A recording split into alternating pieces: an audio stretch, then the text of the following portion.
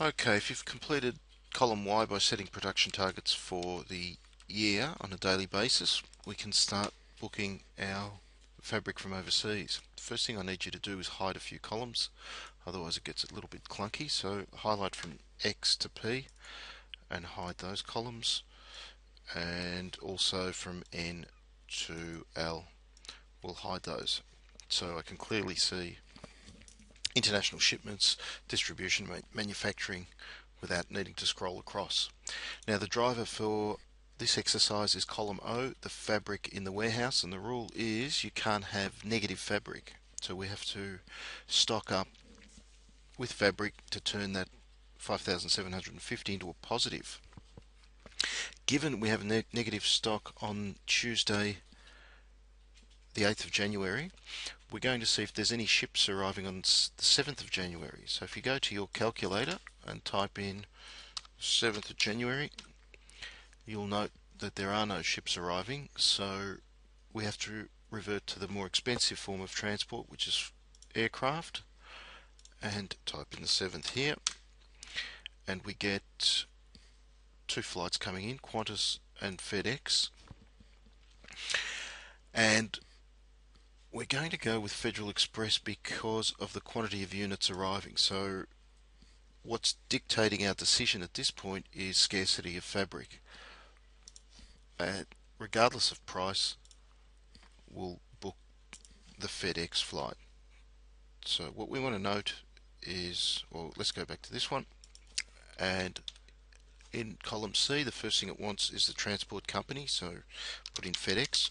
Remember, this is going to form the instructional note that you give the truck driver who has to go to the airport to pick it up, and it was FDX35. Quantity arriving by sea is nothing. Sea freight charge is nothing. Quantity arriving by air, let's go back to have a look. Quantity is 12,500. And the air freight charge 2,375.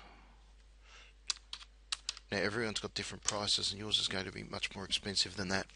Now you'll notice once I've booked that flight that I now have stock for 3 days until the Wednesday, and then I'm short again on the Thursday. So prior to Thursday, I need to find another flight.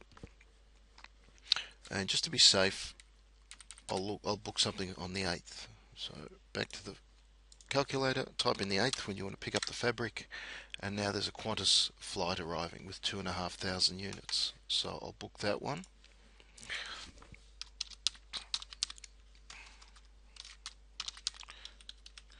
Qantas QF227.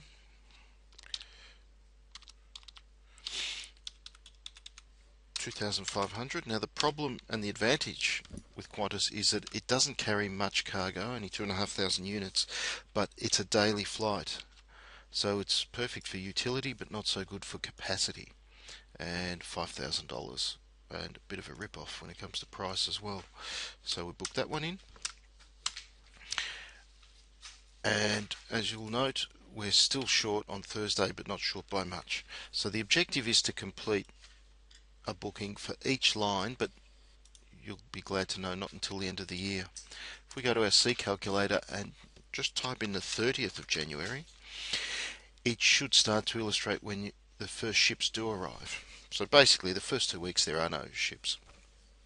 And mine's on the 13th of January. Make sure you've selected the maximum number of units that you can order, which is 250,000.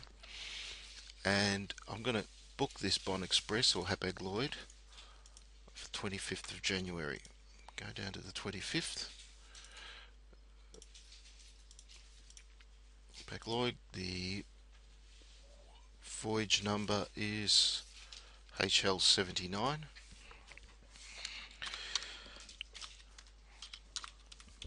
Quantity arriving by sea is 250,000, and the sea freight charge is 19.15 and 20 cents.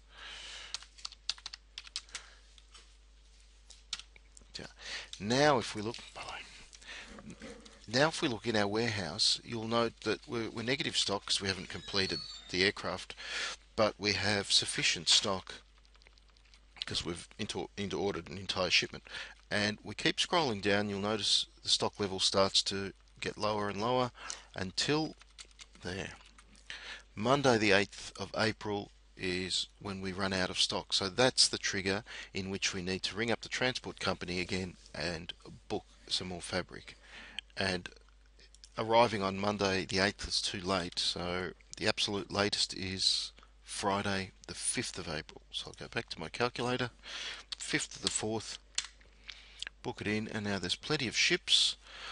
Now we've got a few options here. We can book the one which arrives closest to our day, so that's the discrepancy over here. The NYK line arrives 3 days prior, costing $1,500, and it happens to be the cheapest as well, so that's not too difficult to choose. Now, the important point here is I want it on the Friday the 5th, however, it arrives on Tuesday the 2nd of April, and you need to book it in on Tuesday the 2nd of April on that day. Quantity arriving by sea, 250,000. And sea freight charge we said was 1583.58. And again, we go back to the warehouse now, the purple column, scroll down and look for the trigger for the next one, which is there. So initially, because we don't have a ship until this date, we're going to have to use aircraft for every day. So it's a little bit of repetition, but that was designed on purpose just so you get the hang of what you're doing. And remember, the objective is to have negative stock. Now, you might end up with a situation such as this, where let's say you've booked. I'm just going to book another Qantas flight for the sake of it, arriving here, and I'll put another one there. So that's 229, and this is 30. Now you'll notice here that you have negative stock on hand. As we said, this is a no-no, so if you can't book a flight to turn this into a positive, then the only other alternative is to go back to your production targets per day and change them. And we look at our Friday production, delete that one, and then look how much stock there is on the Thursday, the day before you require it, and there's 3,500, and that's the most that you can produce for that given day. So 3,500, enter it, and you'll notice the stock level drops to 0, which is satisfactory as long as it's not negative. But you'll also recall that what's occurred now, because of this reduction from our initial target, is we're out here. So we need to now add production to get this back up to where it was initially required.